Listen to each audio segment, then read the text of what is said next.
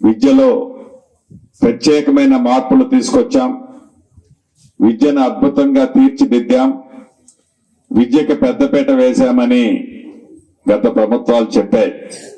మాటలకే పరిమితమయ్యాయి తప్ప చేతలకు వచ్చేసరికి ఏ రెసిడెన్షియల్ స్కూల్ చూడనండి, ఏ రెసిడెన్షియల్ కాలేజ్ చూడనండి, అన్ని కూడా టెంపరీగా ఏదైతే ఈ రోజు షెల్టర్ ఏడేసుకొని తెల్లారి షిఫ్ట్ ఆడికి చేసుకొని ఆ మూడో రోజు ఆడికి అక్కడ షిఫ్ట్ చేసుకున్నట్లు మొత్తం రెంటెల్లో పెట్టారు తప్ప పూర్తి వ్యవస్థని విస్మరించింది గత ప్రభుత్వం. ఈనాడు ఆ విస్మరించిన ప్రతిఫలమే ప్రభుత్వ స్కూల్లో విద్యార్థులు చిన్నారులు మొత్తం ప్రైవేటు సెక్టర్ బాట పట్టారు.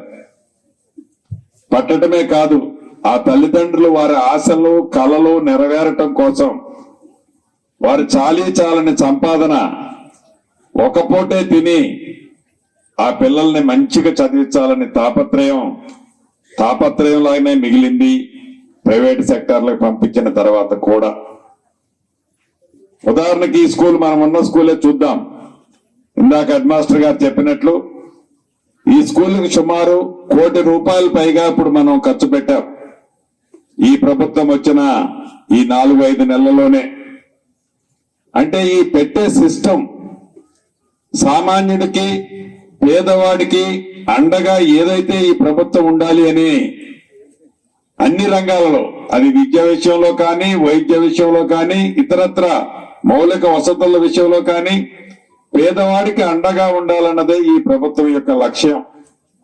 సుమారు 650 కోట్లు ఈ అమ్మ ఆదర్శ స్కూల్స్ కోసం ఎక్కడా కాంట్రాక్టర్ల ఇన్వాల్వ్మెంట్ లేకుండా ఆ హెడ్ మాస్టర్ గారి పేరుతో, అదే రకంగా లోకల్ ఉండే బ్యూరో గారి పేరుతో జాయింట్ అకౌంట్ తో వారే ఆ పిల్లలకు అవసరమైన మౌలిక వసతులతో పాటుగా నాణ్యమైన విద్యకి కావాల్సిన అవసరాలని వాడటం కోసం సుమారు 652 కోట్లు ఈ రాష్ట్ర ప్రభుత్వం ఈ గడిచిన 3-3.5 నెలలలో విద్య మీద ఖర్చు పెట్టిందంటే ఒక్కసారి ప్రతి ఒక్క తెలంగాణ బిడ్డ ఆలోచించాల్సిన అవసరం ఉంది.